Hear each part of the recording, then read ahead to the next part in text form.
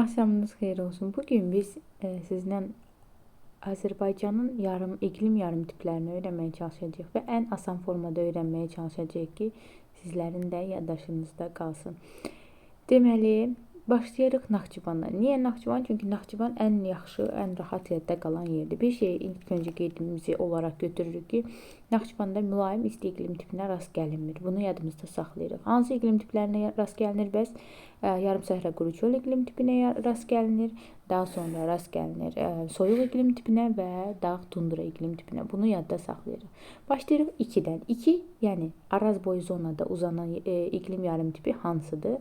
Təbii ki, bu yarım səhra quru çöl iqlim tipinin yarım tip olaraq isə qışı soyuq keçən yarım səhra quru çöl iqlim tipidir. Niyə qışı soyuq keçəni xatırlamalıyıq biz Naxçıvana baxanda? Çünki bu ərazi olaraq bizdə cəmi 2 yerdədir. Bir, Naxçıvanda o Araz boyunda, bir də Talış dağlarının ətəyində görsənir ki, 2 ilə qeyd olunmuş ərazimiz mövcuddur. Və bu şəkildə yadda saxlayırıq ki, 2 yerdə var.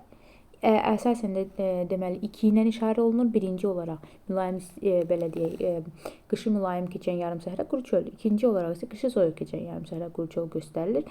Ona görə də 2 rəqəmində və 2 yerdə olduğunu yadda saxlayırıq. Bir harda Naxçıvanda Araz boyunda, bir harda Talış dağlarının ətəklərində vardır. 2 yerdə cəmi var. Sonra Naxçıvanda hansı iqlim yarım tipi var?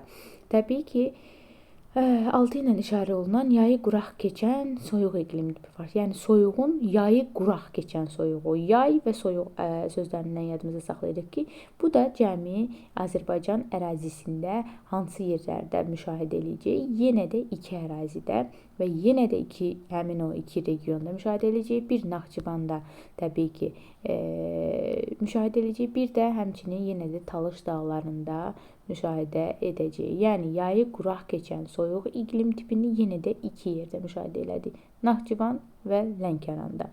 Gəlirik dağ tundra iqlim tipinə. Dağ tundra iqlim tipini isə bilirik ki, yüksək dağlıqlarda yalnız rast gəlirik. Bu da Zəngəzur silsiləsində, Naxçıvanda Zəngəzur silsiləsinin ən yüksək dağlıqlarında, Kiçik Qafqazın ən yüksək dağlıqlarında və Böyük Qafqazın yüksək dağlığında rast gələcəyik. Bunu da 3 yerdə yadda saxlayırıq. Beləliklə Naxçıvanı öyrənmiş olduq ki, mülayim isti iqlim tipi yoxdur və yadımızda saxladıq ki, yayı quraq keçən soyuq iqlim tipi var. Yayı quraq keçən soyuq iqlim tipi də Naxçıvanda və Lənkəranda, Lənkəran deyəndə Talış dağlarında mövcuddur, yadımızda saxladıq. Həmçinin yenə də qışı soyuq keçən yarım səhra quru çöl iqlimində 2 yerdə idi. Yenə də Naxçıvanda və Talış dağlarında mövcud idi.